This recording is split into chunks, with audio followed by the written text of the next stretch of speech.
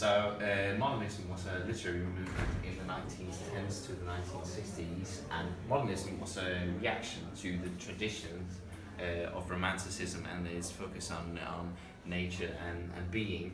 And it largely came about after both world wars and the rise of destructive technology.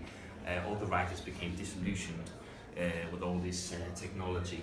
And there was a lot of focus on the inner self. All the authors looked inwards, and they became inspired by thinkers just such as Freud, who with his psychoanalysis made the human look inward, and Einstein with his theory of relativity.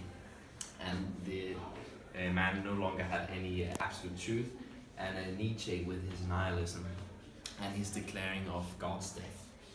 And they deal with themes such as existentialism, individualism, and social criticism. And they used all new literary techniques such as stream of consciousness, which is a narrative technique.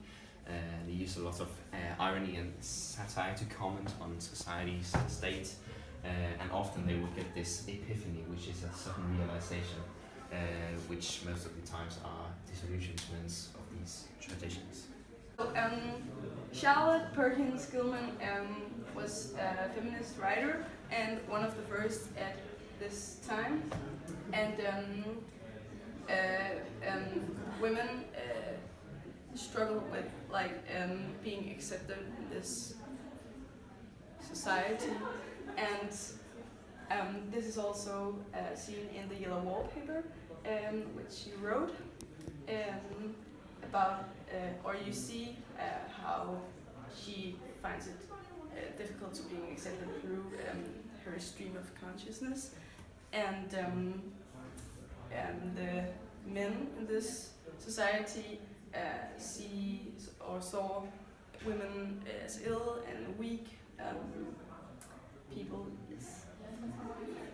And Ernest Hemingway, he experienced both world wars, and this is seen in his short stories, A Soldier's Home or Soldier's Home, and A Clean, Well-Lighted Place, where he writes about PTSD,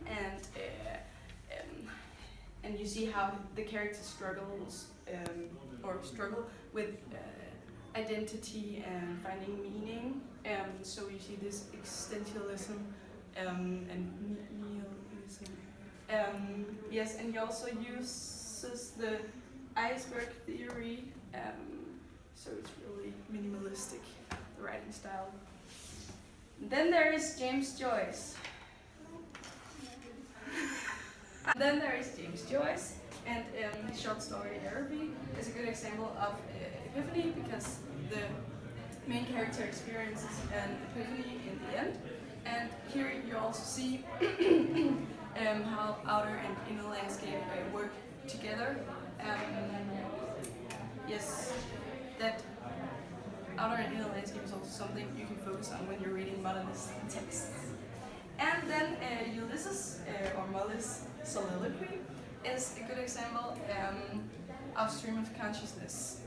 Actually the best example, so read that.